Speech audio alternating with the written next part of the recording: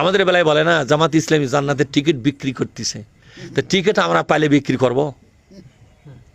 আমরা যদি জান্নাতের টিকিট পাইয়াই যাই তাকে বেচবো কি জন্যে? যাই নিজের জীবনের টিকিট পাবে তা আরেকটা বেচবে? ইউনিয়ন পরিষদের চাউলের বস্তা হলে এটা বেচে খামো?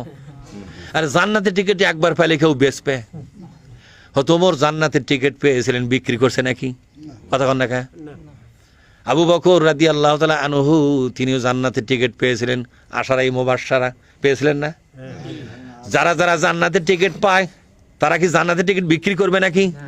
জামাত ইসলামীকে দয়া করে যদি আল্লাহ জান্নাতের টিকিট দেয়, আমরা আমাদের কলিজার মধ্যে জান্নাতের টিকিটটা ধরে রাখবো, কেন বিক্রি করে খাবো আমরা? বলেন। আসলে ক্ষমতার চেয়ারের মধ্যে ধাক্কা পড়ে গেছে জামাত ইসলামের কারণে। ক্ষমতার চেয়ারে ধাক্কা পড়ে গেছে, ক্ষমতা হারাবার ভয় ধরে গেছে। ফেরাউন এই ভয় করেছিল।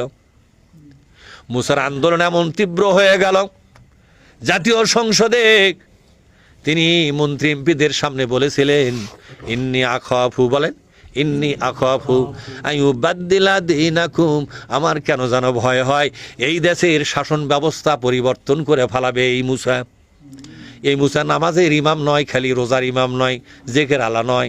এ মুসা মৌলবীর মতো মনে হয়, কিন্তু আসলে এটা মৌলবী নয়, এটা দেশের শাসন ব্যবস্থা উল্টা দিয়া নতুন একটা শাসন ব্যবস্থা চালু করার মতলব শুরু করেছে।